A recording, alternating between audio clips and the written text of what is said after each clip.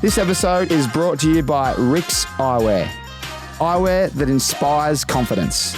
If you would like to buy some premium eyewear, sunglasses, blue light frames, prescription, head online now, rixxeyewear.com.au and check it out. Caps has been Australia's home of headwear since 2012. From snapback to fitted, curve peak to flat peak, our hats will fit anyone and everyone. Since then, we've grown and evolved into the leaders of US sports apparel in Australia. Head online at caps.com.au and check it out. Righto, let's get into the show. Mickey Zerafa, Australian #1 middleweight boxer, 5th ranked in the world, and just recently defeated Isaac Hardman in less than 2 rounds. Speaking of Hardman, he was quite chirpy on the lead up, mate. How did you deal with all that? Oh, man, look, there's levels in the sport, and, I knew going into this fight, he just didn't have the things I could bring, and I let him talk, and I've been on that end before where I've, been the louder fighter, and Rolln brought me back down to reality in that second fight. As much as I thought I should have won that fight, but I definitely thought moving forward, just keeping quiet and getting the job done was a lot more smarter. But look, I was confident going in that fight from the get go. I knew that I was ahead of the rankings, and I knew having that fight I didn't really need, but it's a fight Australian boxing wanted, and he was on my tail for a while, so no way to do it than to stop him in the second round, and put the silence to rest. Did you even sweat? I actually warmed up probably more than the actual fight. But look, I've been on the other end where it doesn't go your way, and it's a shit feeling. Credit to him and the team. But there was a lot of animosity leading into that fight, and he thought he got under my skin, but it was just putting more fuel on the fire for me. And I knew what needed to be done. I went out there and just stayed composed, relaxed, and just got the job done. Yeah. Oh, well, firstly, mate, on behalf of everyone here, congratulations. It's great to see. Thanks, and brother. Man, I forgot to even ask you how's your day been so far? What have you been up to? Mate, it's been crazy. I trained this morning for 3 hours, which I probably shouldn't be doing after a fight, but my trainer will probably kill me. And then I went to a media day with some other athletes and TV stars and stuff like that, and had some lunch. And did you meet anyone cool? Oh, man, look, there was Billy Brownless was down there, which I've known him for a while now and been on the radio with him. He was pretty funny, and all the math stars, and Jessica Power just recently released a new low-calorie or zero-calorie wine. So look at I was celebrating that. Yeah, it was pretty cool, but it was good to get amongst it all, and the media was out, and I'll train again tonight. And then I got another interview with Team Alice. So, yeah, it's been full on. It is full on. It's just media straight up. I love it though. It's great. It's good. It boosts the profile. I did know the reason I wanted to ask you how you're going, because I did notice that it's something that I've listened to a fair few podcasts now, and being an ex-footballer as well, mate, it's probably the thing that I noticed as well when I was injured. All people would ask me is, how's your body, mate? For you, I'm sure it's, hey, mate, how's boxing going? Does that do your head in sometimes? All the time. It's getting to the point now where, look, I love it. I love that I get recognised and appreciate as a boxer, and people take note in what I do. But even it's getting to the point now where my friends are starting to interview me and my family. Like my dad will come past, and he hasn't said how you going for years. It's talking about boxing, my fight, and training. And look, it's good, but it does get a little bit tiring. I'm on autopilot. It's the same questions. When you're fighting, who's the next opponent, how's training going. But again, I can't criticise it because I love it. It's great to get recognised. Who's the one? I grew up in Riddles Creek, right? So I'm a local boy as well, and we'll get to that. I used to love going back down there because they just talk that much shit. They distract you. Is there a bloke that you know, or a group of mates that just talk that much pump? They almost probably put you down, which you probably love. I've got a few boys. My one of my good mates, he's a fighter. He's actually fighting Paul Gallen, Chris Tersey. Oh yeah. But his younger brother, Stefan, he's one of my best mates since primary school, high school, and it's one of the things where we probably don't see each other every day, but when we do, it's just a whole bunch of shit. We don't talk about boxing, we don't talk about anything. It's just where we left is where we take off from again, and it's just banter 24/7, putting each other down. Who's better? And that's just a huge competitiveness between me and him, and he's an absolute legend. Yeah, I love that, mate. I love that. It does help you. You need a little fix. Now, before we get into the boxing, I just wanted to ask a little things outside of boxing. Mate, what kind of person is Mickey Zerafa to his closest friends? Man, I'm pretty quiet. I'm a massive kid. People that know me, I've been myself in public sometimes. People are like, well, man, I wouldn't expect him to be like, because they see me obviously on TV or in a fight mode, and it's a pretty serious Michael Zerafa. And I'm a huge kid, man. I love my sweets, just love taking the piss, doing pranks. And just having fun, man. Nothing too serious. Just switch off. And I'm out sometimes. My mates are like, "Well, you can't be doing that." I'm like, "Fuck, who cares?" You got to live a little bit, And I just love it. Just being a big kid, man. Just have a laugh. Sweet tooth as well. Love it. Man, I'm a huge... Lollies, chocolate, ice cream? I'm a big lolly man. I love the sour stuff. Oh, mate, so am I. I'm like, man, I smash probably $20-30 worth of lollies and chocolate a night. It's fucking ridiculous. Mate, I'm not a big chocolate man, but my mates have always got into me about lollies. You know the sour geckos, the trolleys? Oh, man, they're the best. And the Haribos, mate, it doesn't end. I'm in the aisle. If I'm ever in Safeway, you'll see me down that aisle. And mate, even the Allen's frogs, the sour ones. The new ones have just come out. Mate, they're the grouse. He knows what's up. He knows what's up. It's bad, especially when I'm in camp. That is fucking funny, mate. So let's now let's get a little bit more serious. Who is your inspiration and why? My biggest inspiration would probably have to be my dad. Yeah, I reckon. We've been through a lot together, man, and good and bad. And for me, he's tough love. You know, he doesn't pick me up. He picks me up by putting me down. And it's such a shit feeling because I feel like I'm the oldest son, not the sibling, but, you know, my brother and stuff. So I've always got to lead the way, I feel like, for them. But, yeah, he just puts me down all the time. But it's just his way that he shows his love, I guess, and he's proud. And the last fight was probably the first time I've seen him cry because he knew what was on the line and, you know, I did it in such style. But, yeah, probably him, you know. I know that I promised him that I was going to be a world champion and I want to see that out. You know it's brilliant. It's been tough. It's been tough because, you know, he's so tough on me that, you know, sometimes I've walked away and, you know, I haven't spoken to him in years because of it. So for me, like I said, yeah, he's probably one of my biggest inspirations, yeah. Yeah, it's beautiful, mate. It's beautiful. Where did you grow up, mate? Just a local boy, man, Craigieburn. Just fucking in the burn, mate, with playing local footy, enjoying with the friends. And I said one day, you know what, I'm going to be a world champion. And I never looked back, literally. I think I was probably about 7 or 8 years old. And I said, you know what, I'm going to be a world champion. And I mean, I didn't really take it seriously till I was about 15, 16 in the amateurs. And at 18, on my 18th birthday, I turned professional and never looked back. But yeah, just a local boy, man, that wanted to change the world and make a statement. And I love that. Now number 2 in the IBF in the world, top ranked 5 in the world now, pound for pound, which is pretty cool. And number 1 in Australia, so I'm making noise. You are making plenty of noise, mate. Sailing through. You're making plenty of noise. Did you play footy with Dion Prestia? He played for Craigieburn, and then he obviously was a lot better than I was, so he kept climbing the ranks. I think he played for Coldy Cannons. And he's Cannons boy. All the steps. And Jakey Carlisle went to school with, good mates of Jakey, and Mitchell Farmer. So a few mates played AFL. Some elite units out that way, mate. 100%, man. Craigieburn, we breed them tough. But, I couldn't keep up with them. I thought, what else could I do? You know, so I thought, well, I was a born bred fighter. I said, mate, I always punched on. And I thought, well, let's take that as a career. Well, let's get paid for it, you know. So, but yeah, I grew up with those boys. They're good fellas. Mate. Yeah, they are good fellas. I used to play at Coldy Cannons as well, and they moved the facility from Coburg to Craigieburn. Yeah, so right. I know the area well down there at Highgate. Very windy, mate. Very windy. Mate, it's the worst. Must say, I didn't like going down there too much. Big hill in the middle as well. Oh, monster deck as well. All right, well, let's get into boxing. Mate, I must say I'm not the pro here, but I'm very interested in you and your career, and I've done a fair bit of research. But I want to know a bit more about you as the boxer and really know where the dream started. You said you went pro 18, but where did the dream start? Is it a movie? Was there someone you met? No, I was literally 7 years old and I was watching boxing. I don't even know who was fighting that day, and I was like, man, I want to do this. You know, knowing I could have that one fight and change my friends' and family's life.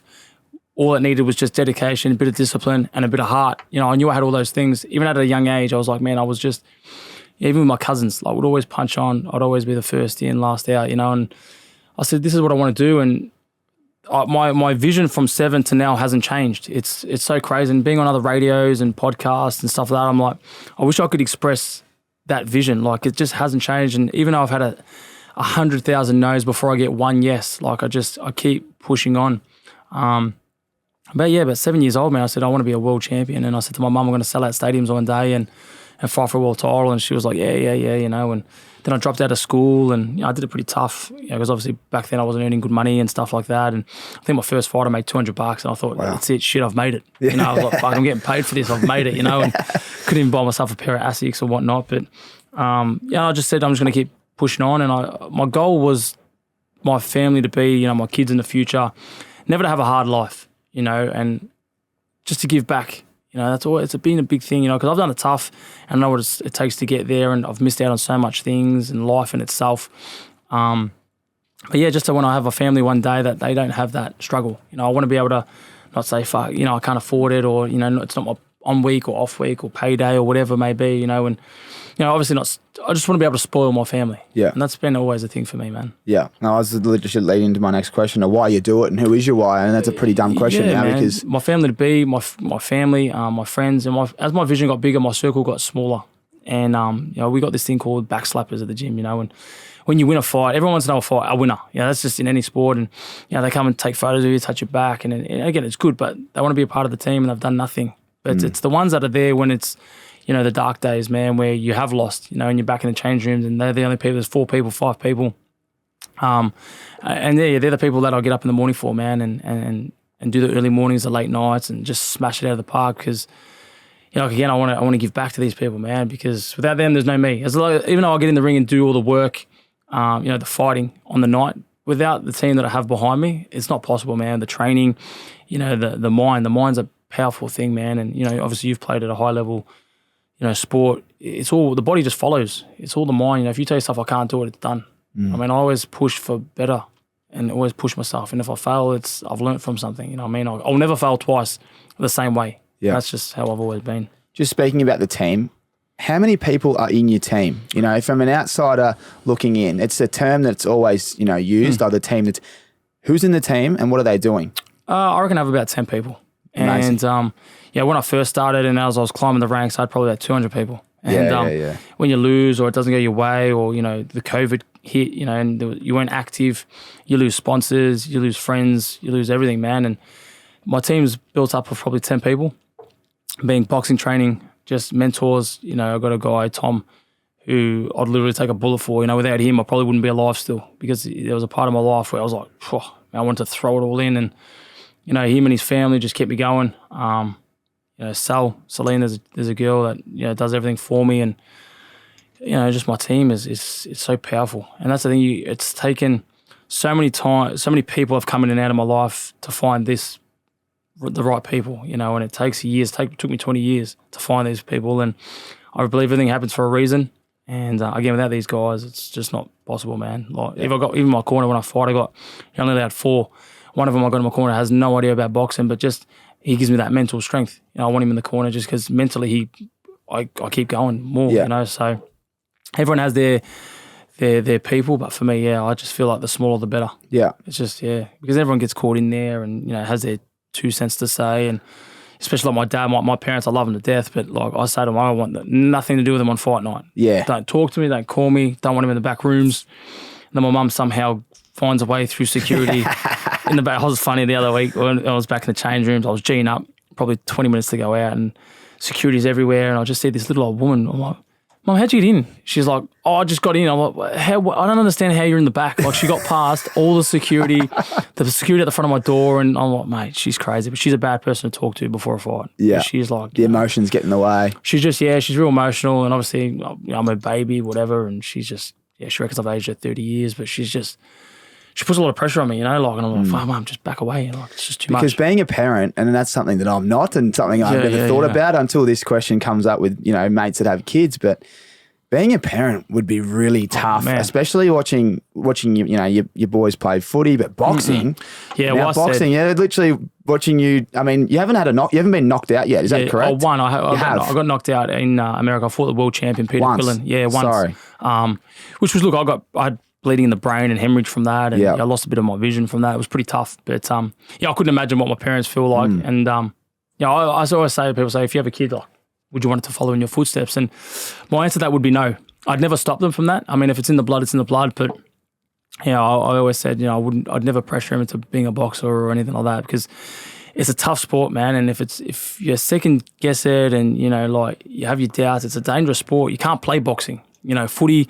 I've tried to play footy too, and it's a hard sport on my body. I tried to play soccer with the boys 2 weeks ago with Jakey, and I pulled up sore for 3-4 days. I was like, mate, I know you boys do this, and but I just feel like I wouldn't want them to go down that path. It's just a tough sport, man. It's a brutal sport, man. It's I got nothing but respect for you. As we did a bit of boxing at training, mate, you would knock me out in about 2 seconds. I'm one of the worst boxers you ever seen. I must say, I might need some tips.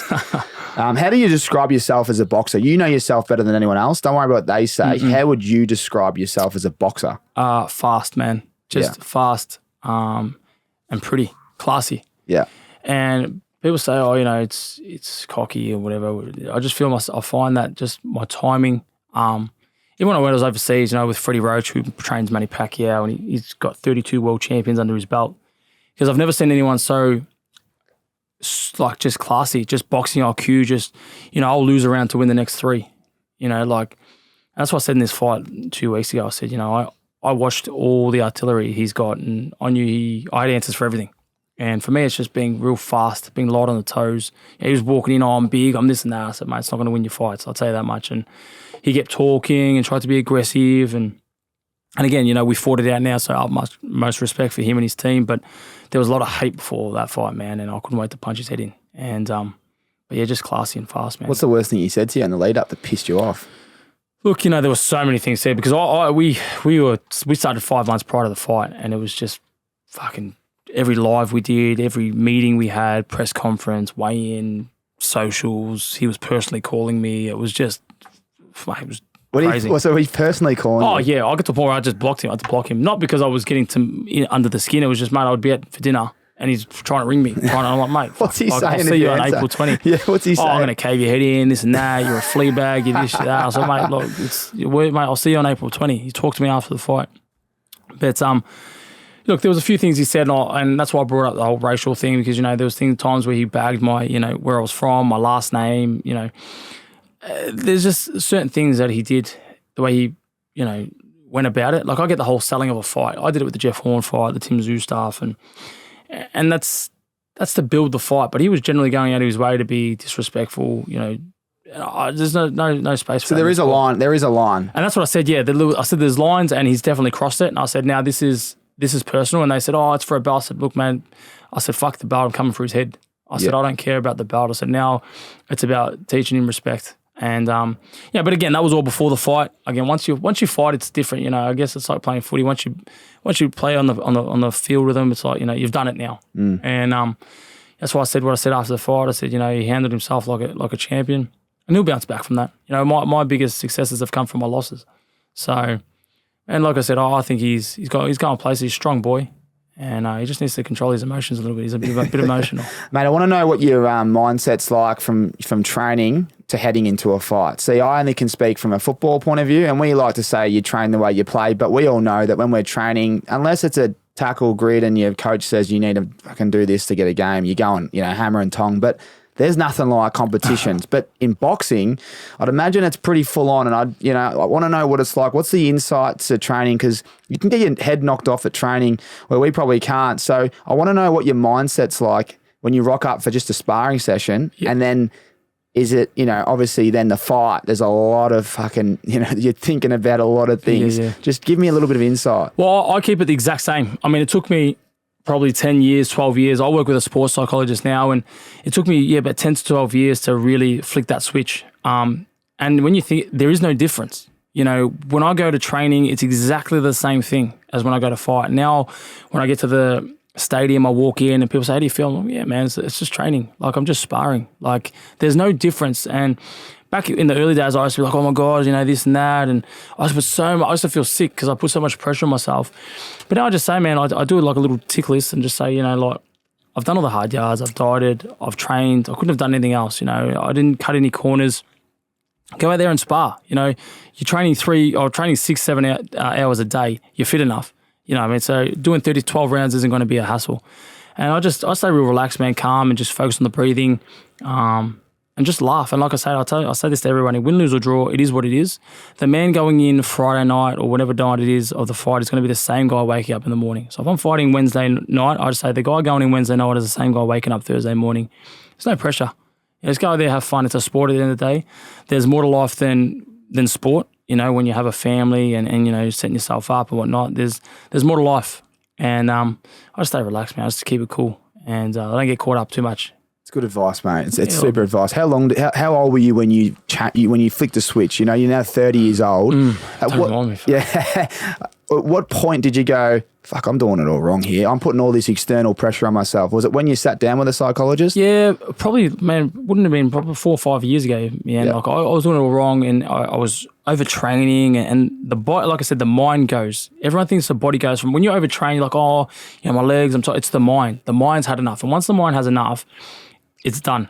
There's no, I'd rather be underdone than overdone, because, underdone you can push forwards and get through a tough fight. When you're overdone, you're gone before you've even started. That's the same with the mind. When you overdo your mind, you can't kick back from that. You know what I mean? So for me, like I said, at 26, 27, I said, I got to see a sports psychologist. I invested a lot of money into myself and said, I suffer with the overthinking and the what ifs and I need to win. And I just changed the way I was thinking, man, and the way things come out. People say, like I said, it is what it is. People say, how do you feel? I'm like, yeah, it's what it is, man. Yeah, I love it. What else can I do? I'm going in there and, in any sport, I'm going in there on the night to give 100%. If that's not enough, it wasn't meant to be. I can't go in there and be Mike Tyson. I'm Michael Zerafa. You know what I mean? Like, that's all I can bring is Michael Zerafa. And if it's not enough, then it's not meant to be today. And that's just what I do, man. I just keep it cool and just tell myself, man, like, it is what it is. It's fantastic. And we used to talk about it again in footy about, process, versus outcome. If you start thinking about the outcome, exactly, you fuck the process. You just worry about the process and the outcome will take care of itself. And another key thing I do too, man, I'll say this to everyone, like, if you think ahead, you have anxiety. If you think behind in the past, you start getting depressed. Like, if I talk about my Cal Brooks fight, I'm like, oh, fuck, I should have done. You start getting depressed about the outcome. If I start thinking about my next fight, the world title, I start getting myself anxiety. The key is to just be present. Like, just be kicking back right now. I'm in the studios, doing a podcast, nothing else. I'm not thinking about training, until this is done, what's next? Be present. Being present is key. And that's where the sports psych helped me heaps. I know how to literally flick the switch. Like, they'll come and knock on the door and say, like, Mick, you're on in 3 minutes. That's it, I flick the switch. It's showtime now. Like before, if you see me in the rooms, I was laughing, eating snakes and Sour Patch Kids and all these kind of things and just chilling out. And then it's like, Mick, let's go, you're on in 3. It's like, bang. The eyes change, the pupils dilate. It's like, man, whoa, this is a different kid. And I said to my trainer, man, I'm willing to die out there tonight.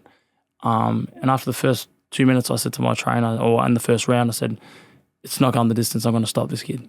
It's incredible insight, and mate. Next minute and a half later, it was all over. It is. It is. I didn't think it was going to be that quick, to be honest. Mate, it was a nice left. I was watching the replay a few times. I kept doing the same thing in the first round and I was just setting it up. 12 rounds, I was just taking my time, and I was just popping that jab sharp and catching with that left hook once, twice, and I was just stinging it. And then I was like, mate, let's commit to this one. And the first one I threw was gone. So it looked pretty. I could say. I told you. How do you get, like, Pretty Boy, obviously, did you get named that from the start? And did you hate it? Or now you love it? I honestly tried to shake it off for so many years, but I got in the amateurs. The ring announcer, whoever it was back then, said, he's so pretty, look, he's classy, and he looks so good to watch, the Pretty Boy. And it just stuck. Every time I fought in the amateurs, it was like, the Pretty Boy's Zerafa. And I was like, and then it happened.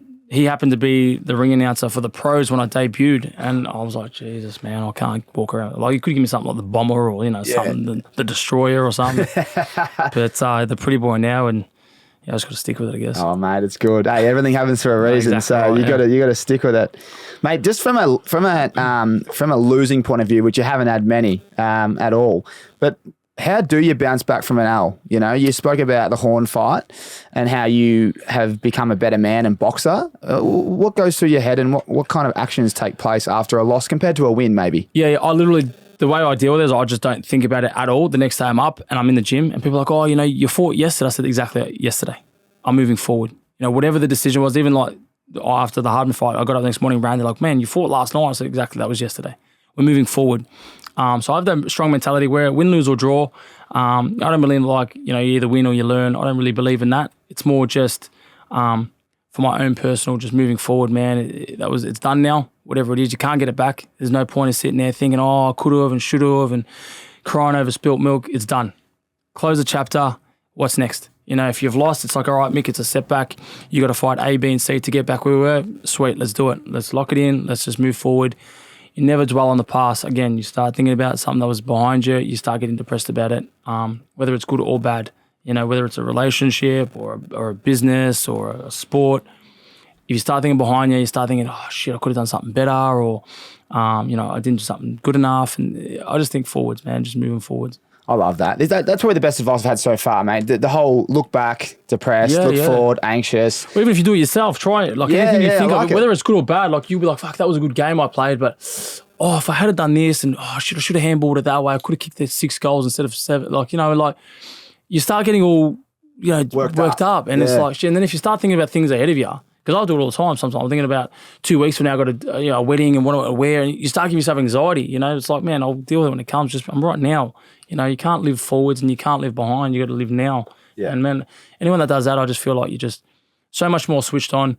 And you just got a wit about you. You're just more focused. Yeah, you know? I like that. Yeah.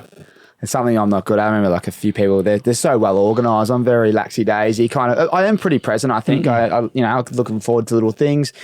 But yeah, certainly when you start looking forward, and you do get a bit anxious, mate. You're like, I've got 3 things on next week. I'm trying to work out what I'm going to do. It's like, then you build yourself up. And what it actually is to what you've put in your mind, they're completely different things. Yeah. You know, in my head, like I've had fights where I'm like, fuck, I'm going to get knocked out. It's going to be a war, and they'll go out there the first minute and I knock him out. And it's like, I wasn't even worried. That's another one. When you're, I remember I was a kid, right? I used to play basketball, and I'm only a little squeezer, and this bloke's got underarm hair. I'm going, fuck, I know this bloke's going to murder me. I see that too.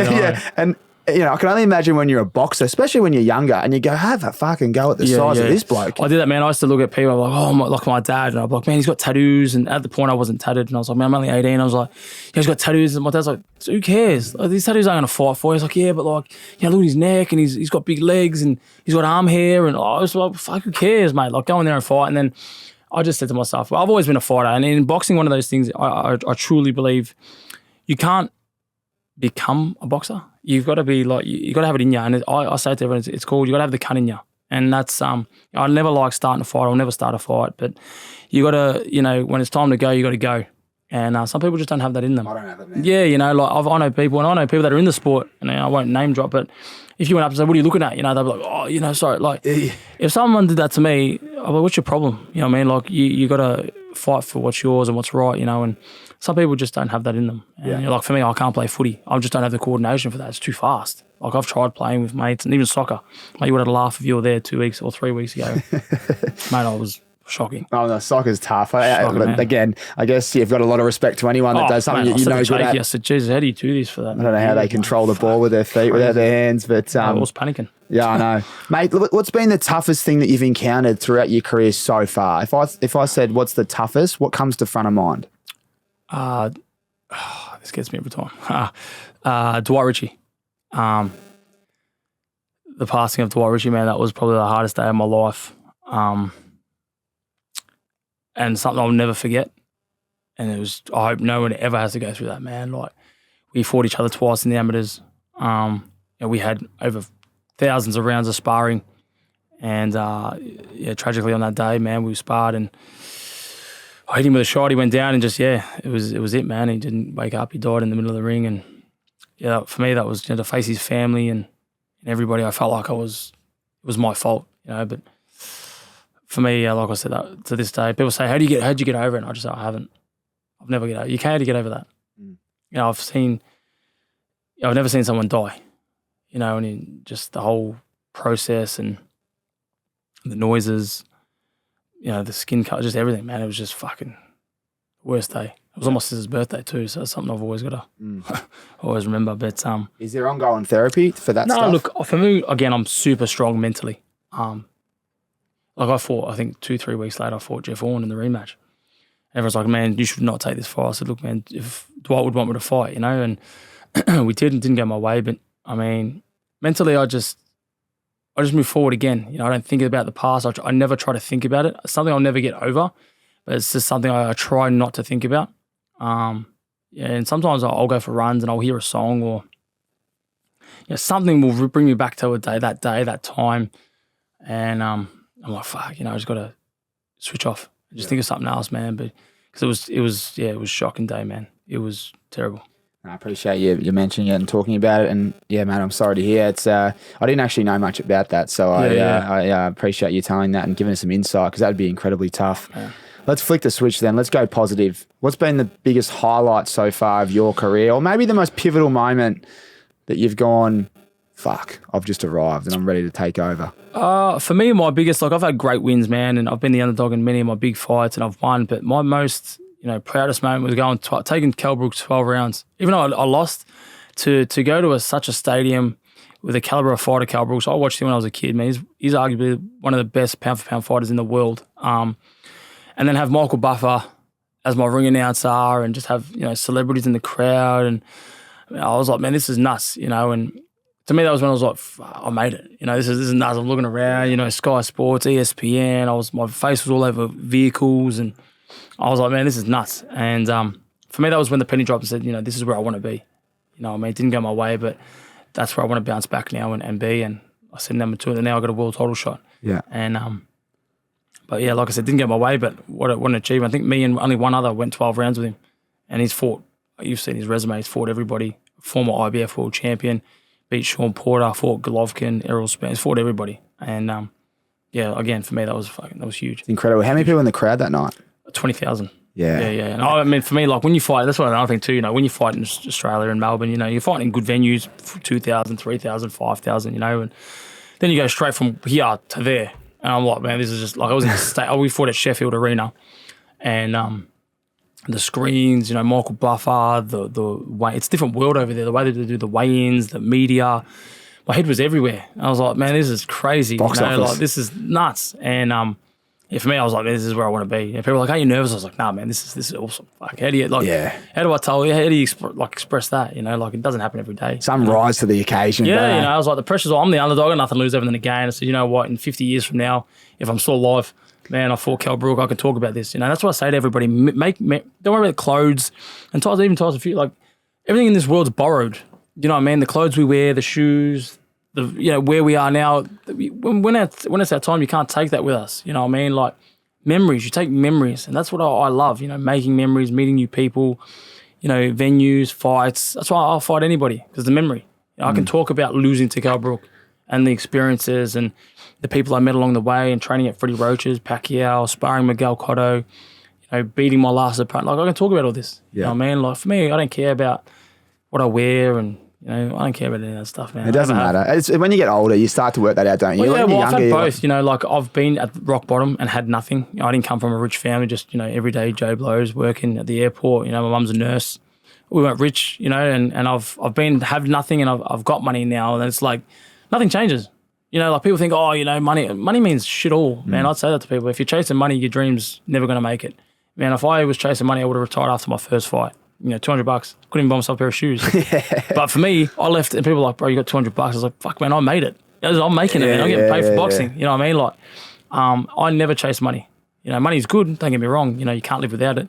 I've never chased money, man. I'll give someone my last dollar. I couldn't give it. I always say that to people, and that's kind of why I'm doing this. I really love people. I've just, finished footy while you're doing it. A lot of people ask about the money straight away. You know, it's like, clearly this will be something I'm going to do for a while, and there's something else that I'm looking for. But, mate, I've had a dream since I was a kid to play an AFL premiership. It's all gone now. So I'm working out what the dream is. You know, the first thing is, mate, you want to get a job here, they pay you unreal. It's like, mate, I want to do something I really enjoy. I can always go back to that. You know? And people rush. You know, people think, oh, man, I'm 25, 20. I said, mate, doesn't matter if you're 35, 36. Doesn't matter. Patience. Patience is key, man. Like I said, it's taken me 23 years to get here. And people think, they rock up last week and think, Zerafa's made it. 23 years. You know, I think I just went to the letterbox, grabbed, you know, a letter of success. It didn't work like that, man. I had to early mornings, late nights, miss out on parties, no social life, everything, man. Like, the struggle was real, you know what I mean? Like, but it all plans out to be, you know, what I wanted to do in life, and that's be a professional fighter, and now I'm here. Yeah, and it's great, mate, and you're chasing that world title, so it's close. How close is it? One fight away. So my next fight's booked in for the IBF world title. What's the date? So we can pump it up here. Well, we're still, so it's, the guy I'm fighting is Falco #1 from Brazil. He's with Top Rank Promotions, one of the biggest promotions in the world, with Bob Arum. So we're organising, obviously, because Georgie Kambosos is fighting Devin Haney on a Top Rank promotion as well. So when he's down here, we're obviously going to tee up with him and sit out with Bob Arum and organise everything. But it's looking like September, October. Yeah, September, October. Great time of the year as well. Huge. Well, mate, let's get into training. I'm really, you know, as you said, you keep it the same when you train and how you fight, right? So let's go to a training camp, because there's kind of different components in my eyes, and I want you to, you know, give me some great insights, right? Pretend I've got no idea. But from the outside looking in, I'd imagine the training camp is brutal. You have the fight, and then there's got to be a recovery phase, I would have thought, and then work on your next opponent. Is that what happens? Give me an insight on how it leads up to a fight. For a normal boxer, yes, but I'm a little bit abnormal in that area. I mean, I'll get straight back into it. Like I said, it was yesterday, the fight. We're moving forward next day, and for me, I'm a big believer in what works never change. I hate change. And if it's working, don't change it. If it ain't broke, don't fix it. Correct. You know, people say, oh, like, you know, this camp, we're going to add in more of this and let's try. Why? You know what I mean? Like, you're winning. Why would you change anything? You know what I mean? And for me, depending on who the opponent is, I'll leave that to my team, you know, who the opponent is and game plan and stuff like that. And we obviously implement that throughout our training. But nothing changes for me. You know, I'll do my road work. I hate strength and conditioning, but needs to be done. Yeah. And my boxing. I'm very old school. These guys go to these cryos and all these man, it's boxing. Let's do it back. Road work. As in, road work? Is what you said? Road work, as in running. Yep. Oh, road work's running. Yeah, boxing. Yeah, we call it road work. Running, sprinting. Road work. So when we say up in the morning, we go for our road work. It's like, you know, running. What are you doing? Like what session, for example? Without giving away your secrets? But look, I'll get up depending on what we have obviously planned in the morning. So sometimes my trainer, Sammy LeBruna, who to me is fucking an absolute legend. But he might say, look, we got sparring at 11 o'clock in the morning, and that we'll go there, we'll stretch out, and that's when we punch on, imitate the fight. Obviously, sparring is pretty intense. We might do 10 rounds of sparring, you know, finish up with bag work and a little bit of drills and stuff like that. Then later that night, I'll do a 10K run. 10K? Yeah, 8 to 10K is pretty flat crazy. Out or like intervals? Well, I'm a pretty good runner. So I'll do like 4-minute 15 kilometers. I'm pretty fast. And then that's day one, and then like the next day we'll get up and I might run in the morning, and then I've got boxing at night, and then we'll switch. Then we'll do drills, bag work, pad work, you know, all that skipping, all that kind of stuff. Man, there's so much training. Yeah. And sometimes, and then the next day might be like strength and conditioning, and then so that's an hour and a half, 2 hours strength and conditioning, and then later that night back for boxing. And then people don't understand what goes in. Like I train probably 5-6 hours a day, every day, and even now. When you do your strength and conditioning, right?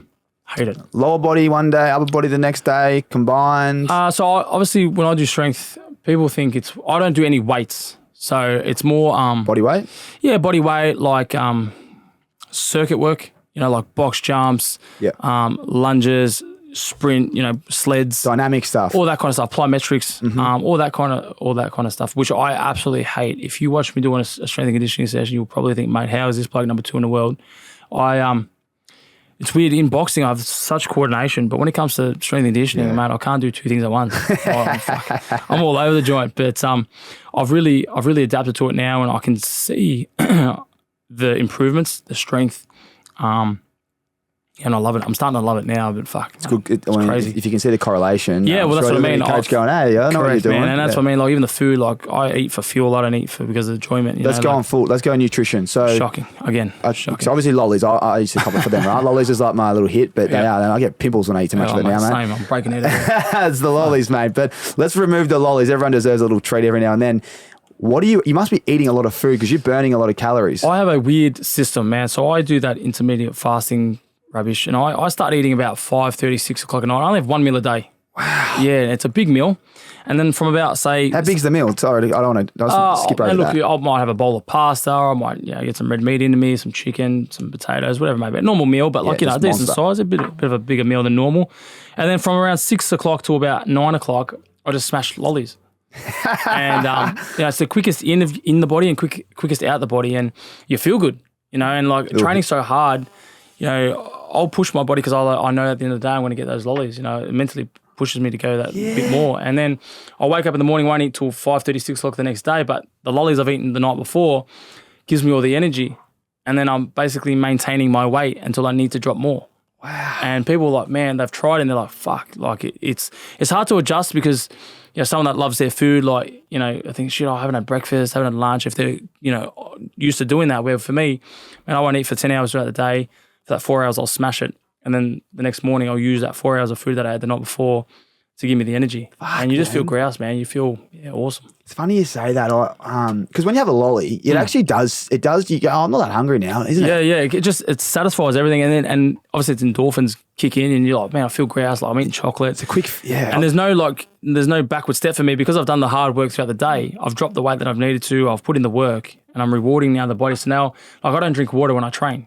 I drink afterwards because your body now will push because it knows if it pushes, it's going to get the reward of the water. Wow. So do you not feel dehydrated? I'm like, I've had those moments where I'm like, oh, I've got no energy. I need a quick zap of a shitload of food. I drink 4 or 5 litres a day, but I'll do it in between 6 and 9 o'clock. At night? Yeah. Yeah. You'd be pissing all night, wouldn't you? At the start I was like, fuck, I might have to wear a nappy to bed, mate. But no, I got used to it pretty quick. I was like, fuck, it was sweet. But and then all the day and that's when it sits in your stomach. So then when you wake up, you've got the energy, you're hydrated, you're pissing all day, you just feel good. And that's your routine. You're not changing that. And then the time you crash, as you start crashing, the sessions are done and it's nearly hitting that 6 o'clock mark again and you fuel again. Fucking there you go. Yeah, but everyone's different. Like there's a basketball player from I think the Lakers. He does the same thing. Is it? I don't know his name. I forgot his name. Mate, I think I know who it is. So as I mentioned, DK Metcalf does the same thing for Seattle. He plays for Seattle, right? Seahawks. He's a wide receiver.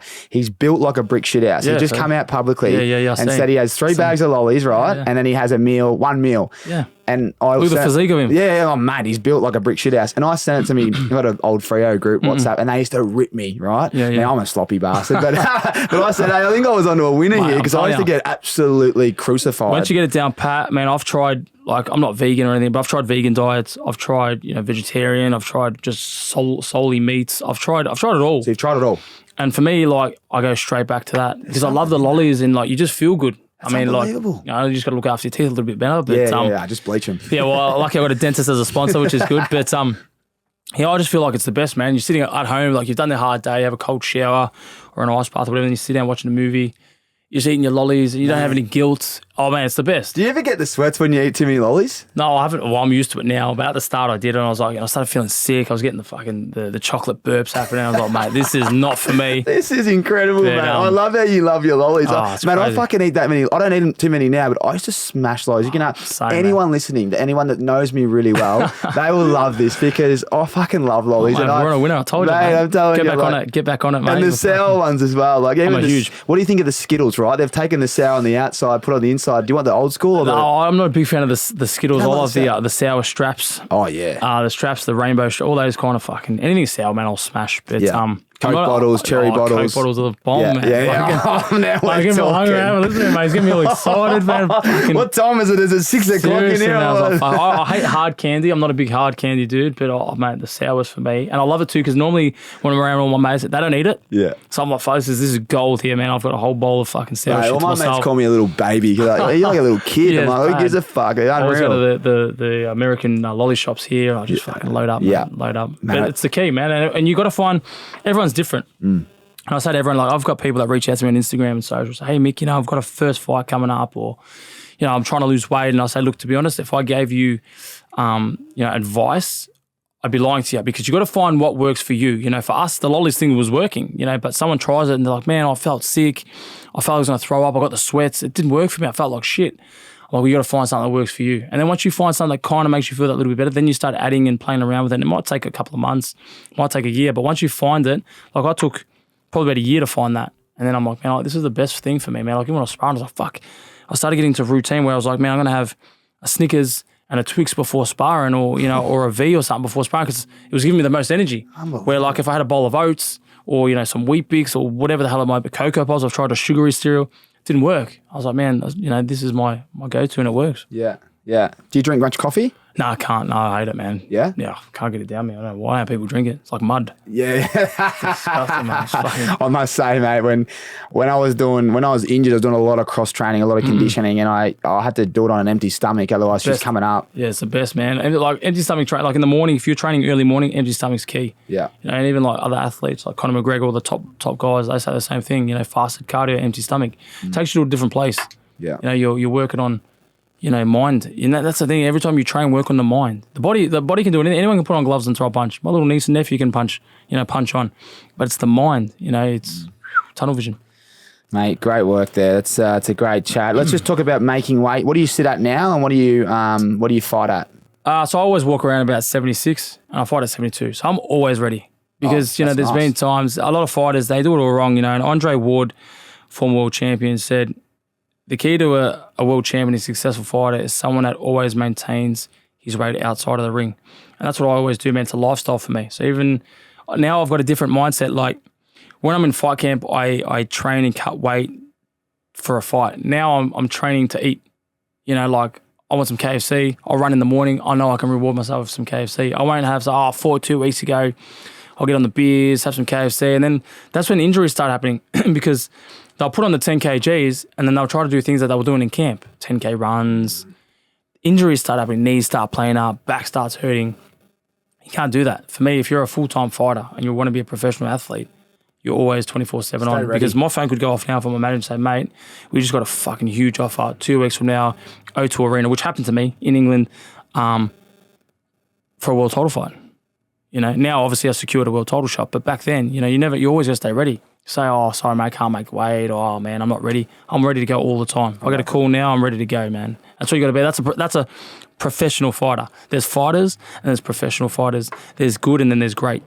And that's the difference. Let's talk about that. You said that on another podcast. Let's do 1%. 1%. Huge 1%ers. And people say, oh, it's cringy. And I get it. Yeah, 1%ers. But if you have missed 10%, you're going in there 90%. I don't need to be 100% now. And this is where it's not what you've done. Oh, I'm at 90% now. It's me now. I know you haven't done the work or whatever. You're 10% down. I don't need to come in at 100%. I only need to be 91% and I'll win. Do you know what I mean? And this is where people get wrong. Oh, you know, if I didn't, like Jeff Horn in the first fight, I had pizza. And mate, then that's bullshit. You're a professional fighter. You're a prize fighter. You can't be talking about pizza. I had pizza too the night before. Yeah. So I know, and I beat him. You know, like, people make excuses. It's just you didn't put in the work. You know, 1%ers, man. And I know people where they're like, fuck, man, 20% is gone. That's 80% you're going in the ring. People think, oh, 80%, that's high. That's shocking. I've got to be 81% and I beat you. So, you know, I'm a big believer in 1%ers. Yeah, I love it. No, I love the way you broke it down. Let's go to recovery, mate. What kind of recovery? I give you the AFL kind of normal recovery. You're talking ice baths. You're talking fucking heat, depending on how you're going. You know, you can go to the beach. You got bloody these pools they put horses in. Incredible. They got spas, all this stuff. Massage, physio. Not much. What's the word I'm looking for? Osteo. There's no osteo. The ones that I've gone to. You got all the recovery boots. You got bike. You got all that shit, right? Yep. What recovery do boxers do, or you, more importantly, you? Oh, man, I hate all that stuff. Again, I'm very old school. Man, jump in the beach, jump in an ice bath, we're done.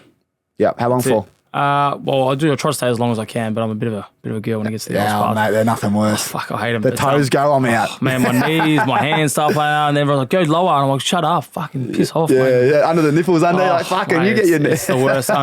Every morning I've trained the monitor, and I say this to everybody, have a cold shower. Yeah. Every morning, start your day with a cold shower. Do your bed and have a cold shower. It's my key. It's the best advice I've ever gotten in my life. My sports psychologist said, mate, start doing it. If you can control your mind to have a hot shower and then just before you get out, put on fully cold and stay there for 2-3 minutes, your day, your heart rate goes, your nervous system wakes up, your anxiety goes, mate, you just feel fresh. But yeah, I mean, I'll just have a cold shower in the morning, cold shower at night, ice baths at the end of the week, massage. That's pretty much it, man. Do you love a massage? Nah, because the guy I go to Body Align, he's amazing. But he's just fucking kills, man. You know, because we punish our bodies. That's what I mean. Footballers and cricketers and soccer players and stuff. We punish our body to then come fight time to punish it more. You know, so you know after our training sessions, we're battered. We go there to batter it more in a massage and you know putting it this way, putting it that way, and it's painful, man. But they got to be done. You know, it's the reward at the end. You know, that's what I think about. Just the end reward. And lollies. And lollies, mate. So, mate, I'm going to straight as coals after you. Oh, mate, that is. I'm still trying the lolly things. Try it. I'm telling you, anyone listening, try it. It's fucking incredible. Your weight will pick up before it goes, but once it goes, you'll see how you'll feel. It's fucking funny. Mate, I want to talk about entertainment. Thanks for all that training insight. It's really cool to see what other people do and their routines and also different sports as well, because we're going to have different sports people on this potty. But let's go to the entertainment and promotion for a fight, right? Conor McGregor, Floyd Mayweather, just to name a few, they do it so well. And we talk about the line. You can't cross the line. Some do. Sometimes it becomes better. I don't think it does. But, you know, have you got a team? You clearly do. And who are they? And do they sit down and assemble an advertising marketing campaign? And if they do, there's a lot here, but what is it and how do they do it? Because I sit back sometimes and go, oh, bang, like TV. Yeah. Like, for example, Paul Gallen's coming up. We'll talk about that stuff in a minute. Yeah. Oh, fuck, okay. Well, okay, it's only a month away. You know, obviously there's all power of work behind the scenes. Give us an insight to how that goes. Look, I'll leave that to my team. I've got a media manager in Max Marks and Sammy LeBruna, who's my boxing manager and my coach. I try not to get involved in that, and then I kind of get I say them all the time, at the end of the day, the end signature that means the most and that matters is mine. So do what needs to be done and give it to me on paper and we'll suss it out there. But there's so much that goes on behind one event, one show, one podcast, or whatever it may be. There's just so much things that go on, and people don't see that. It's crazy. Like my last show that I just had 2 weeks ago, like when I walked out, I was like, Jesus Christ, like because I went there prior around 12:30 just to suss out the venue, just to get a feel of the venue, and I was setting up and it was empty. But the next time I saw it was when I walked out, and I was like, Jesus, there was so much money, so much time. My trainers were up at 2 a.m. while we were sleeping, making all this shit happen. But again, I try not to get too involved in because it's just the less I have to worry about is better. So the load they take off me worrying about promotional stuff, I just get the calls. And they say, Mick, you're on SEN, you're on Triple M, you're on TV, Fox Sport, whatever it may be. I just, yeah, cool, man, no worries, easy done. So I just stay out of it. But there's so much that goes on in any promotion. Yeah. And what's the perfect storm to sell a fight from what you've seen so far? Being flamboyant. I've got the key to do that, and everyone said it around Australia. All the promoters say, mate, Zerafa is a key selling point. Because I never crossed that line. And a lot of people, I'm portrayed as that. I'm the villain, but people that talk like, man, you're actually really nice. I said, that's just the TV. I'm scripted to say certain things and do certain stuff, but I never dig into like personal, family, anything like that. It's just try to be flamboyant, be yourself. I wing it. People say, "Oh, what are you going to do?" I just wing it, man. Like it's the best way to do it. Isn't even it? when you said to me, "There's what question?" I said, "I'll wing it." How can I plan for the unknown? How's the fight going to pan out? Fuck, I don't know. Tell me afterwards, and I'll answer it. It's funny you say that, bro, because like I'm doing this podcast. I like to wing it, right? Yeah, like I do these questions, and half of them I make up on the spot, but you sometimes get stuck when you prepare for it. I overthink, man. I was in America. Sorry to cut you off, but no, go. I was in America, and I was fighting the world title. I was on every channel, fucking New York, everything, and they were like, Mick, we need to say da da da da da, and I had to prep it in my head, and they were like 3, 2, 1. And it took me, something that should have taken 2 minutes, took me 2 hours. And by the end of it, it was just, hi, I'm Michael Zerafa. Because I overthought it. I was trying to prep for something that I just could not do. But when I was like, hey, man, I'm Michael Zerafa, tune in. It's just so much easier to just wing it. Like, people that try to script things and plan, you always fuck up. 100%. And that's where AFL, this is why I think podcasts will be massive. I've already spoken to a few other guys that are starting their own, but at an AFL club to give you insight, because you're your own boss. You exactly talk on behalf of Mickey Zerafa, right? Yeah. We're like a little fucking pawn on a chessboard, mate. You say as the bloody king and queen. So when you go to a press conference, right, there's things like, don't say this, they're going to ask you about this, they might ask you about this, you cannot say that, please try touch on that. You go in there, you go, how the fuck can I be myself? Yeah. I might as well just fucking not some talk. do that. They do, some have that. I've seen in press conferences where they've got stuff written, dot points, and I'll just chill. And people say, "Oh, what are you going to say?" I don't know. Like, I'll figure it out. Like I never knew what was going to happen. How me and Hardman punched on or threw punches, and the weigh in. I just wing it. I walk in there and they say, "Mick, how's your day?" Yeah, my day's good. I can't prepare. Or is she going to ask me that question? Or in a football match, you can't say, "Oh, I'm going to kick 6 goals. I'm going to go out there and play. If 6 come, I'm going to kick them." You know what I mean? It's the way you tweak things. Present, mate. Stay in the moment. Present, exactly right. It's brilliant, mate. It's brilliant. Righto, a few more questions here about the entertainment industry. We've already gone through. I just want to know a bit more about Australian boxing and then obviously, global. What kind of paydays? You started with $200, right? What is a normal payday for a normal fighter? Not saying you, because you're always at the top, but just for these other people out there that want to become boxers, what is the payday look like? Is it a career that you can kind of survive on, or do you need to go get another job while you do it? Yeah, look, 100%. I've been lucky. Because obviously I'm at the top end, I had the opportunities to fight big names and I beat them. But if these guys up and coming, and depending on who their promoter is, certain deals are different. They might say, look, if you sell X amount of tables, they'll give you kickback of tables plus a purse. Or everyone's different. For me, I don't sell tables and stuff like that. I just say, mate, this is what I want to be paid. Either take it or find another fighter. So just to give me the secured income kind of thing. For me or for somebody else? For you, you'd prefer that. Yeah. For me, 100%. I'll say to my trainer, I'll say, Sammy, I want to be paid $400,000 or $500,000. That's what I want to be paid. If you don't, tell them we don't want the fight. Yeah. And then 9 out of 10, because it's an entertaining fight or it makes sense, we'll get the offers. Or they say, look, we can't give you $500, we'll give you a $350 plus X amount of pay-per-views or whatever it may be. But for me, like I'm on the higher end now moving forward. Some big paydays. I've had a few big paydays and bigger paydays are coming. But, again, it was tough. I was working at the airport. I was doing PTs on the side. I was up early, trying to train, go to work. It was tough, man, because you're only getting paid, back then it was probably like 7 to 10 grand a fight.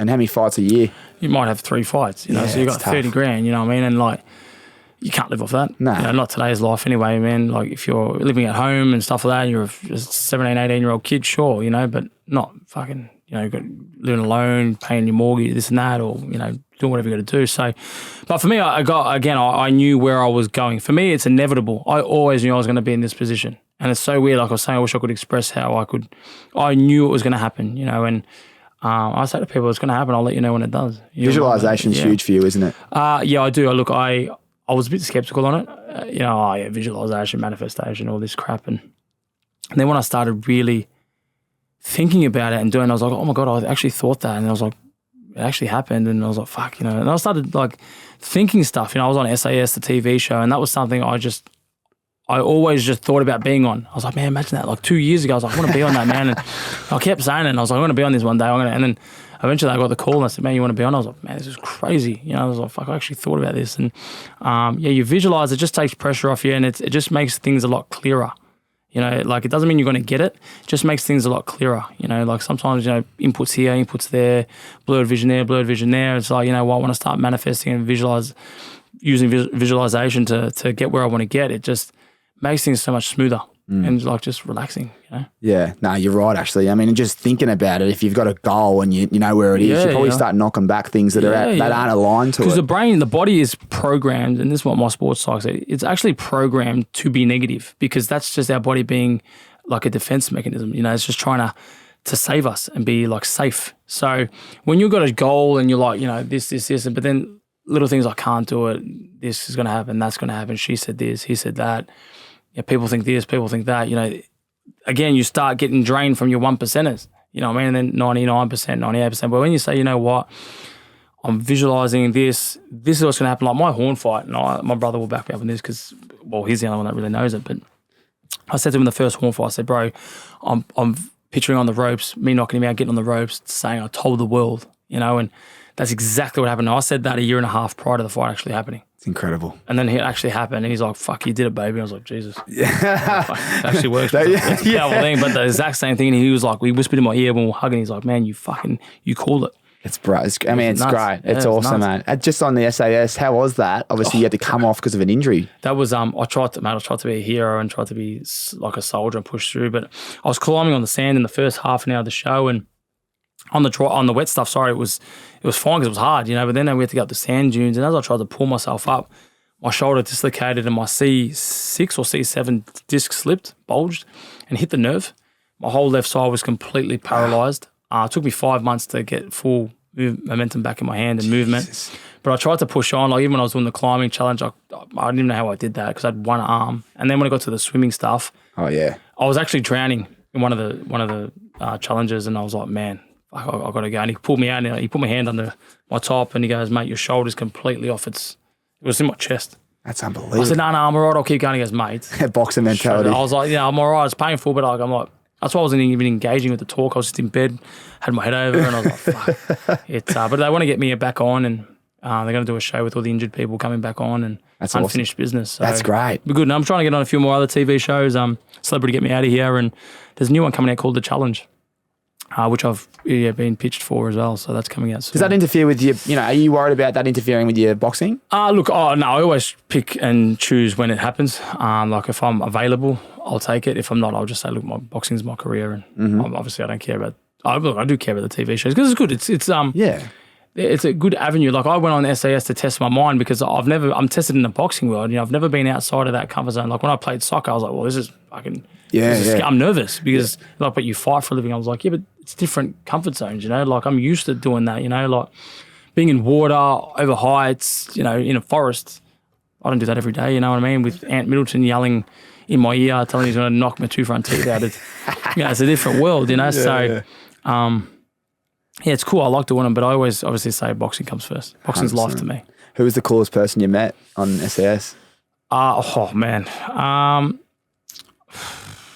they're all pretty cool, man. I mean, I liked them all. I got along with everybody. Well, I got along with Paulie Fennick. He was which I'm actually going to be on Fat Pizza. So I'm actually going to Sydney this week to film for that too. But That's brilliant. but I got along with all of them, mate. They're all big hearted. The girls surprised me huge.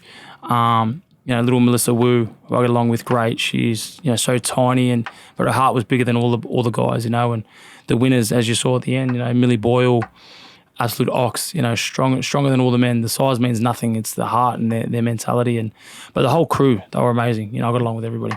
They sleep deprive you on that thing. Oh man, I wasn't used to it. For me, the sleeping was no dramas. The no eating was no dramas. I'm used to that. But for me, it was being wet. Because you only get one uniform. And for me, having wet socks, I don't know about anybody else, but having wet socks, wet shoes, for me is just a no-go, man. While you're sleeping? Yeah, well, you only have one little heater and you've got to dry in front of, you got 17 recruits, all their gear in front of this little wood heater, and fire. And it'd stink, man. Oh man, we didn't have nothing. You're showering with a bucket. The toilets were I've seen Heath Shaw was on there. I was watching him. He's cleaning the dunny and you had to get rid of all this shit. Now, you weren't doing that, were you, as well? Well, I got out because I was injured, but yeah, we all had days to do it. So I missed it. I was wrapped, but that can't be it. Oh man, it was nasty. and then the girls, you see, there was models in there and stuff like that, and obviously little pretty little things, and for them to go into this different world with shitting in holes and showering with buckets, and it's they were crying, breaking down, and it was tough, man. Like I said, it's a different world. But yeah, everyone was just amazing. It was a good. You would have formed a lot of bonds because you've all gone to the trenches together, and you've probably all become vulnerable together. 100%. Not that we all became reliant. We had to rely on each other, because it was a team effort, and for me, not being in a team sport where there was other athletes like Barry Hall and stuff on there with me who play AFL and they're in team sports, so they're used to picking up each other.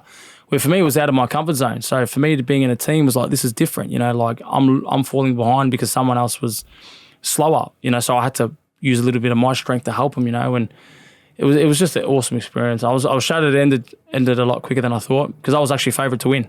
Everyone backed me to win, and we'll get on the next one. Yeah, well, yeah, I was fucking filthy, but the body, that's just how it is, I'm looking forward to the next one. There'll be another one. Yeah, 100%. Hey, it all happens for a reason, right? 100%, man. Everything happens for a reason, and you can't change God's plan.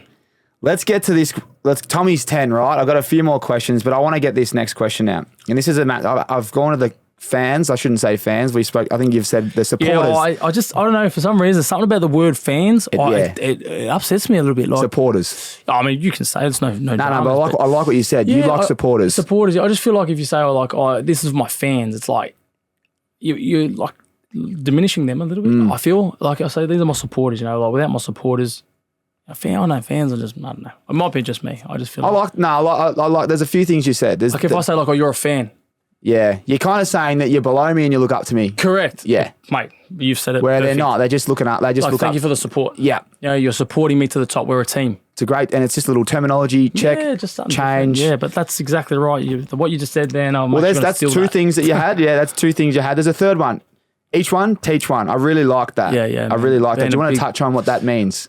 Just wherever, for me, I've been a big believer where I'm at, if someone's below you, and not because they're just not at that level yet. They're when I was at 19, I wasn't where I was at 30, and that's just what it is. But you either help them catch up to you, or if they're ahead of you, you go to their level, you grow, so you either bring someone to your level or you grow because that person's in front of you. And there's a lot of people that I look up to that are in front of me and I want to be like that. And, so I always say each one, teach one and give back. It's always about giving back. Even before my fights, I'll talk to a kid and I just love it, the feeling and the smiles on their face. And I always say to people, I want to know, because people freak out when they see me walking around at High Point and I'm like, I'd love to know what they're feeling. When they see me, because they're stunned. Mullets, mate. I'm like a kangaroo in a spotlight. They're like, and the mum will come up to them, I'm so sorry. And my son's a huge fan. My daughter's no worries at all. And I'd love to know that feeling, because I don't change. I've been the same kid I was at 7 years old with that dream. I don't change for nobody. I'm still just a big kid, big idiot. Love to take the piss. Yeah.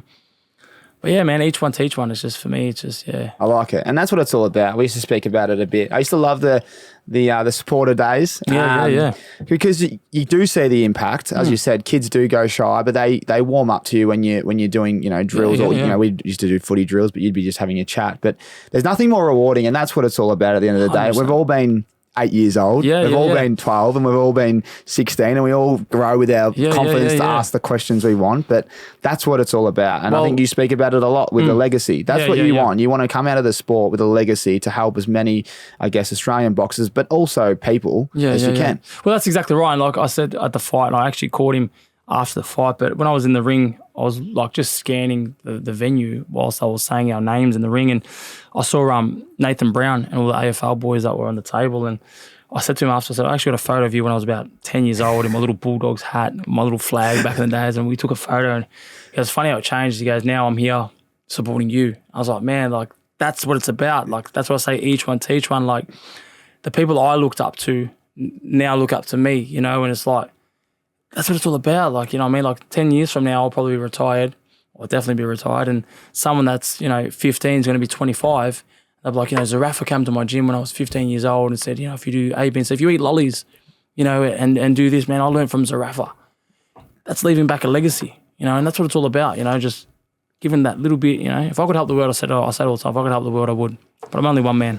It's you're spot on. Another thing, the other thing that I liked what you said was, I don't have the direct quote here, so this is off the record, but it was more about when you're a baby, we pick them up, we support them, we want them to succeed, we want to teach them how to walk. When we're adults, it's the opposite, and they fall over, we let them pick themselves up. We want them to, correct, like we don't help them. Yeah, well, as adults, I say again, enough. Yeah, well, referring back, like when a baby's trying to walk and it's at that crawling, walking stage and it gets up, falls.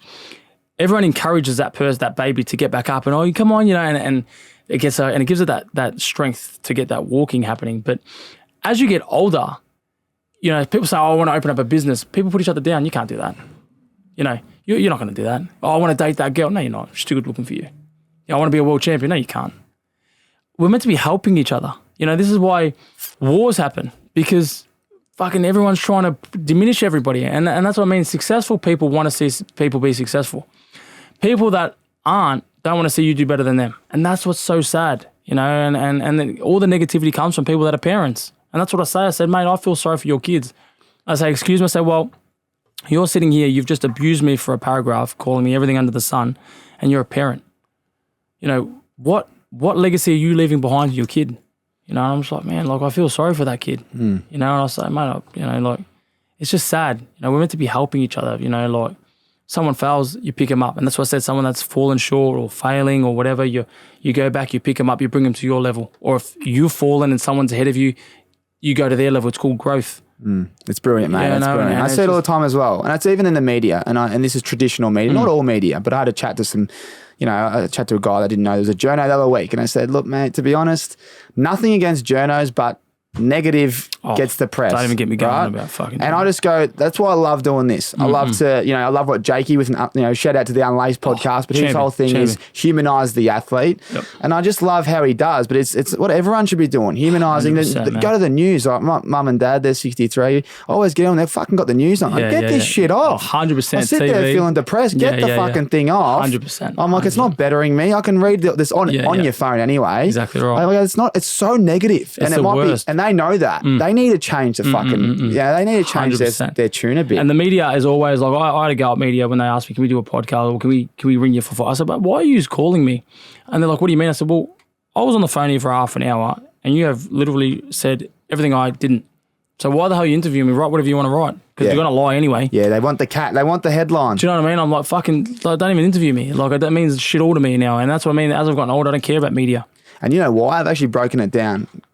They want click-throughs. Yeah. They get paid advertising 100%. Off the back. So we have a chat right now. They grab one fucking line. Yeah. They put it, oh my God, did he say that? Bang, nothing in the article, waste of everyone's time. Hey, hang on. Send the report to the advertising company. Yeah, we've just had this many people on our site. We're killing it. Well, they did that with the Tim Zoo stuff when I said Mickey Hatton. They only cut it out and they just said, wait till Mickey Hatton rocks up. Then they stopped it. They didn't hear what I said afterwards about how great his dad was, how great the family legacy was, how much respect I had for him and his dad. They just cut it as, Mickey Hatton, I'm coming to knock you out. And then they cut it off. I was like, well, mate, fucking play the rest of it, mate. Yeah, I know. And you don't have the reach to be able to. Correct. So you got to sit at home, and I'm sure. And this is what I'm going to ask you now because we're going to go into it. Tim Tszyu, right? You've come out, and it's and to be honest, people think that you're a chicken in their eyes, and you pulled out of the fight, and all this stuff, which I already know is bullshit. Just before we get into that and the media effects after it, why did that fight not go ahead? And people need to know the answer. Yeah, look, man. 10 weeks prior to the fight, we got delivered a contract that was 70-30 his favour, which is fine because we weren't the A side. We copped that on the chin. And then they disappeared for 10 weeks, and we only really heard from them when the media days were there. And my trainers and team said, look, man, we've copped the pandemic. We're a family. We got families and businesses. Yeah, they said prior to the fight, we need exemptions. We need things to be delivered, or else the fight can't go ahead because we can't afford to be quarantining for 2 weeks. My business has been because Melbourne copped it the worst. Let's face it. And let's just remind people that this fight was going on during the middle of the pandemic. And my team said, mate, we can't afford it. Despite Michael, we are taking a fight because we got businesses, families. We can't afford to lose that. And I agreed with it. We're a team. We stuck together. They said, no, look, mate, we're going to do it. It's all going to be sweet. And then a week out, then they've reached out and said, a week out of the fight, they said, oh, look, we can't do this. We can't get exemptions. Look, we'll fly Mick out the morning of the fight. He'll fly back the same day. The judges and referee can't be neutral because now we can't fly them in or out. We can't fly your team over. I was like, oh, hang on a second, mate. We're fighting the biggest fight in Australian boxing and I can't have my team there. You want to fly me the day of the fight? I had to have a virtual weigh-in prior. I said, mate, you promised a contract. There's a contract being signed and it's been put in place. You've promised A, B, and C and you've delivered fuck all. And then my trainer goes, well, if things are getting hard, do you just want to postpone the fight? I said, we'll call you back in 2 hours. 2 hours came, I was at training. I had missed 1,500 fucking calls from sports, media, pages, everything. Zerafa's pulled out. Wow. I said, what are you talking? I didn't even know about it. And then everyone obviously believes the media and I mean, I fought bigger names for less money in worse conditions. And I say now, and whoever listens to this, Tim Tszyu should have buried me when he had the chance because I'm coming for him next. Is he next? He's next. After his world title fight, he's next. That'll be a big fight. I know, I'm going to knock him out. I'm calling it now. I'll knock out Tim Tszyu. Yeah. Well, we all want that fight to go ahead. 100%. We all want that fight to go ahead. And I wanted to ask you that question because it's probably the hottest question on everyone's mind that listens to the media. Oh, mate, like I said, and I say this to everyone, if you're going to believe that, if I wouldn't ask for your advice, I don't care what you got to say. Why would you? You know what I mean? So people can say what they want to say and it is what it is. At the end of the day, I'm reaching my goals, making money for me and my family to be. I don't care what they got to say, man. I love that. I love the mindset. All righto, so we know you're going to knock him out after the next big fight. 100%. Jeff Horn trilogy? Look, I actually spoke to his dad. His dad's a top bloke. He rang me after the fight the next morning. Just to congratulate me. They're all watching at home, and he goes, mate, it's good to see you bounce back because, when in the middle of that whole Tim Tszyu stuff after the pandemic, man, I was in a real dark place. I was getting death threats from everybody. Really? I couldn't leave my house, man. I was copping it, man, and keyboard warriors. Yeah, man, just everything, just every day, and I was like, fuck this, but I couldn't go out. People would just look at me, turn the other way. No one wanted to help me. I lost a lot of people. It was tough, but again, I knew where I was going and what was going to happen. So I know my ability, man, and I know that when these tough fights come, I rise and I beat these guys. And I just had to sit put, just cop it on the chin. And now I'm back to being the king of Australia. Everyone's turned. I've had that many people reach out and say, look, I just want to apologise for being a wanker. I'm like, nah, all good, man. I understand. And I try to get back to everybody. Yeah. That's one of my things. I try to always get back, and I apologise if I haven't got back to people, but I always try to, when I'm in bed or just, even when I'm on the dunny, I just fucking try to get back to everybody, just wherever I have a spare 5 minutes, just. No, I'm the same, mate. It's a human being behind the phone, and if they're supporting you and even apologising, you can accept the apology. Well, mate, 100%. It takes a man to apologise, and takes an even bigger man to accept it. So, for me, like I said, I appreciate everyone that's shown their love, support, but Zerafa's back. We're taking over. And it's going to be a big huge fight. Man, huge. And even Hardman said afterwards, he goes, mate, I retract what I thought. Man, Zerafa I think Zerafa hurts him. So it's going to be big, mate. Well, we're all looking forward to that. Who's been the best boxer that you've fought thus far, in your eyes? It has to be Kell Brook. Yeah. I didn't have it. That's probably one fight I actually didn't have answers for. Normally in tough fights where I'm like, shit, I might have lost that round or 2 rounds, 3 rounds, 5 rounds, whatever it may be. But I'm like, all right, I can change the game plan, and try to come in at a different angle, different approach. But with Kell Brook, fuck, I just had no answers. Had nothing. Nah, man, it was just all heart. Yeah. All heart, man. If you did anything differently now? I think if I fought him now, I'd stop him. Yeah, love it. From like round 6 onwards, I started landing. He hurt me a few times, but I respected him too much for the first 6. And I didn't. I was sitting there and I'm like, fuck, I shouldn't be in the ring with Kell Brook. I was 25, 26. I was wrong like, mindset. You know, now with the sports psych, with the training, with the resting, the mentality, like now I'm like, man, I hurt him. I was hurting him then. Yeah, yeah. Let's talk about your opinion on Barry Hall and Paul Gallen of the world that are headlining Australian boxing. Do you believe it's good or bad? And if you don't have an answer for that, stay away from that. What do you think of it in its whole? Well, my cousin's actually fighting Paul Gallen next, Chris Tersey. So, but look, I got asked this question on the radio once and I said the wrong thing. But for me, look, it's turning heads. I don't believe that they should be headlining and getting as paid as much as they should be. But who am I? I'm just another fighter amongst other fighters. But we put in our heart and soul and we're fighting for legitimate world titles, and then these guys come out and we're on their undercards. It's like, well, I'm not, but these guys are on their undercards. It's like, these guys are football. I can't say, I've had enough of boxing today. I'm going to ring up Eston and say, hey, coach, put me in the forward line. You probably would get in there. But you know what I mean? But it doesn't happen. No, you know what I mean? Like, I can't say fucking call up the, Socceroos and say, mate, I want to be a striker this week. Fuck off. Yeah, I know what you mean. So these guys say, my career's done. I want to fight in a celebrity fight match. And so are you saying maybe they shouldn't be headline? But well, I guess what it is, they're obviously selling a fuckload of tickets. Well, 100%. Well, Gallen is fucking backing what he's saying. So I've got to give Gallen some credit. But these other guys, their career's finished. They're like, what can I do now? And they jump to boxing. Like they think it's like it diminishes our sport. They think like boxing's easy. Like I'll just fight. But they get all caught on and done. And that's.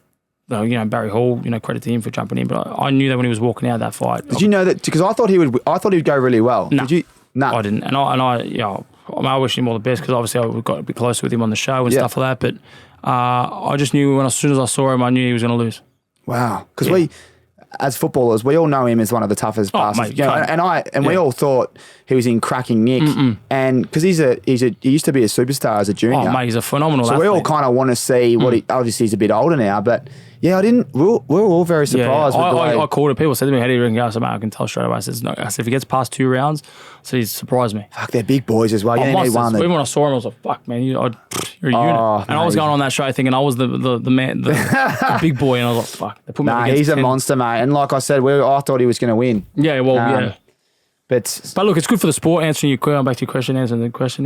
It's good for the sport. They're turning heads. Gallen's up there with me, Tim Zhu, selling pay-per-views and I've been on 5 or 6 pay-per-views now, and he's getting there as well. So it's good. Yeah, he's doing well, but he's hard as it. Mate, he's not. You can't take away his heart. How do you take him down, the big fella? Well, my cousin's fighting him. I think it's on the 9th or the 11th of this month. Yeah, it's coming up. Yeah. And look, my cousin's got great skills. Chris Tersey, he's a fucking phenomenal boxer, heavyweight. He just needs to believe in his ability. And I'm backing him. I think he's going to win. How do you think your cousin? Let's put it out there there's a lot of punters out there want to listen to this. Look, I'm honest. I say to everybody, I say, look, my cousin beats him technically. I say the only way my cousin loses this is because he doesn't back his ability, and Gallen clips him or just roughs him up too much where he lacks that belief a little bit, and that's just experience that will come. But if he goes in there and says, you know what, like I did, fuck it, it's all in or nothing, he wins. And he knocks him out. I never put that. I don't know if you've seen it in my press conference. I never put knockouts on anything. Yeah, just win or loss. Yeah, just besides Tim Zhu. Yeah, because Tim Zhu, I know I can beat him. I know I can knock him out. He's got no chin. Love it. I know that, and he's scared of me. And I know that off camera. Can't say too much, but I know that off camera he's scared of me. There you go. Big Mickey Zerafa with the insights for the big fight coming up. Righto, let's get back into a couple of other questions I got before you get back and eat some lollies.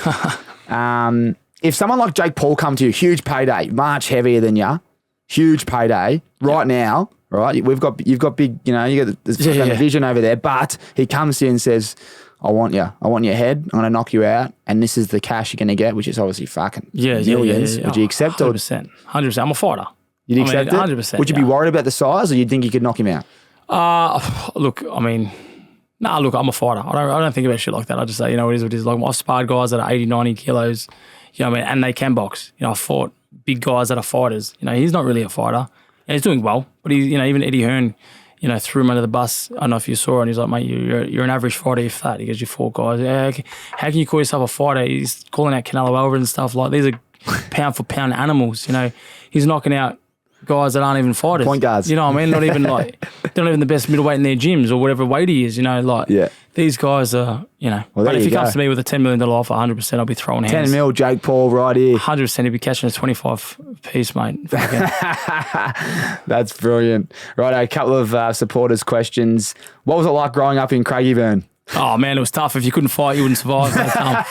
Look, back then, I actually went past it recently because I've moved, obviously, but it's like the city now. Yeah, it's huge. I had no idea. I went past. There's KFCs there. There's shopping centres, plazas. You can go buy a bed. There's like Amart and all that. I was like, fuck, this is nuts. Yeah. But Craigieburn for me is always home. It was where like my childhood was. You know, I'd leave the house at 5 in the morning, 6 in the morning. I'd come back with my mates at dinner time when the street lights come on, and it was tough, man. But like I loved it. I wouldn't change it for the world. That's brilliant, mate.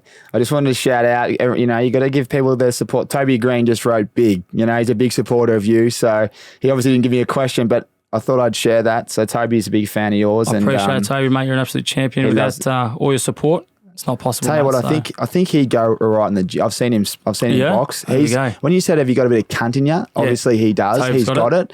I think he'd go. I think he would be a fantastic celebrity fight later in his career. Well, mate, I've got a. Obviously, the team Alice, they do the celebrity fight nights, and they're actually looking for some new hot talent. So, mate, if he's keen, I'd be in his corner. Me and him will take over the world. I reckon he would go really well, and he'd sell some tickets. The big fella. Mate, let's get on to him. Let's make it happen. Bums on seats. That's what we want. That's it. I've already asked you about the biggest crowd. What music do you pump before a fight? Is there a certain genre? Man, I just listen to motivational, like just music.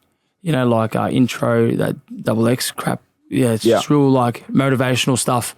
No voices, no singers, no rapping, just real relaxing, just tunes, man. Yeah, like just stay present. Yeah, like violins. Yeah, so it's almost sounds the weird. opposite, People are like, what do you mean? I'm like, man, like I like to get the heart rate real low, just zone out, just listen to like the violins and just fucking almost like focus. You know? Just you just start breathing with it. You just start feeling the adrenaline starts pumping, and you're just like, fuck, this is grouse, man.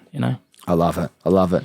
Here comes the Caps moment. I spoke to you about our sponsors. I get nervous about these ones. Here they are, Caps. So big shout out to Caps, the home of headwear. They do it all, mate. They actually are at High Point, so they're locals. Yeah. So that's for you. Champion. And what comes with that, whether you want to put it on when you answer, that's up to you. But if I said to you, there's a time so far where you've been so happy, probably the happiest moment of your life. What is the Caps moment for you so far? This very moment, right now. There you go. This very moment, because I'm present. I don't think behind me. I don't think in front of me. Right now. I love that. Right now. Practice what you preach. 100%. It's good. I love the whole being present. It's something we all struggle with. It's a key to anybody, man, and anyone that is suffering with mental problems or illnesses or like anxiety and stuff like that. Just really try to focus on what you're doing right now. I love it. And there's no point asking how you handle with this and that. I've got a few more things for advice because we just touched on it. One more question before I give you your next prize. Advice to young kids out there that want to be the next world champion. What is it? For me, I always say this, and train hard, fight easy. And, you've got to be obsessed with the sport. If you're not willing to miss birthdays, lose relationships, lose friends, lose family, look for another career. I was willing to lose it all to have it all. And I say that to all the kids, man, if you train hard and you put in absolutely everything, you'll fight easy and you'll get to where you want to get to. It's fantastic advice. It's a different industry, boxing. Yeah, man. Like, all these guys do this and do that and believe in yourself. And sometimes belief isn't enough. Because I can believe in myself. I could sit on the couch all day with a can of beer, eating pizza and believe in myself. I haven't done the work. So believing in yourself means shit all. But when you put in all the work, the belief comes. I know, like I said, I do that tick list. Fuck, I've trained. I've sparred well. I've dieted. I've slept well, recovered well. I can't be beaten. Belief comes. Action build confidence. Comes, you know what I mean? We used to speak about it all the time. There's nothing to worry about if you've done the prep. 100%. What's next for Mickey Zerafa? We've kind of touched on it, but maybe September, October. But as you said, there's 5 to 10 years left in your career if you had a crystal ball. But what's next? Look, one fight at a time. IBF World titles next. unless they offer me big money, like you said, unless Jakey Paul gets on the fucking... Jakey Paul Jr. Yeah, no, hits me up. But look, for me, is my goal from day one is to be a world champion. Money doesn't faze me, so I want to get that world title and wrap it around the waist and, have that accomplished.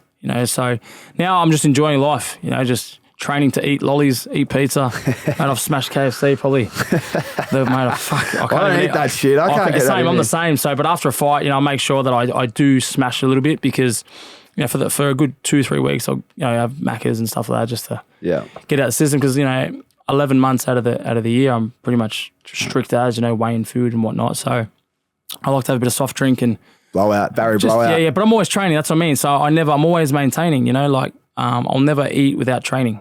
I'll say if I don't run 10Ks, I'm not going to get KFC. But the amount of fucking singers I've had this week, mate, I can't do it anymore, mate. It's getting pretty bad. That's brilliant, mate. That's brilliant. We've got the last prize. As I said, RIXX Eyewear, a big sponsor of the show as well. I want to make sure you go away in style. Mate. I actually said that before the potty started. I didn't get there, so, mate. Premium eyewear that inspires confidence. Not that you need any of it, but we always look after you, I guess. Champion, brother. Thank you so much. Another segment here. If there was one place in the world that you'd retire as world champion, the sun's shining down, the sunny's on, the RIXX on, where's Mickey Zerafa going in the world? Mate, I've never been to Malta.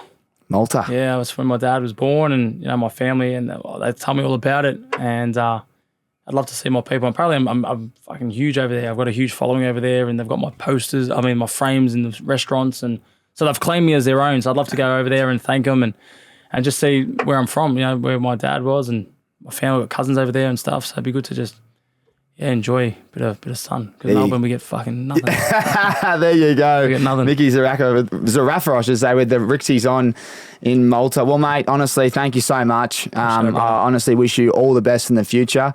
World champ, bring it home. We're all behind you. And yeah, like I said, mate, you're a ripper, and I really do appreciate your time. I know you're a busy man. It's almost hit 6 o'clock, brother. So I appreciate it, mate. An absolute champion. Thanks for having us on, man. It means a lot. Anytime, and we'll get you back on when you are the world champ. So there you go. Can't wait. Thanks for listening to another episode. If you enjoy listening to our podcast, please feel free to hit us up on our social channels at Ausmerican Aces. If you're entertained, inspired, or feel more educated, please share it with your friends and family because we appreciate the support. Righto, catch you on the next one.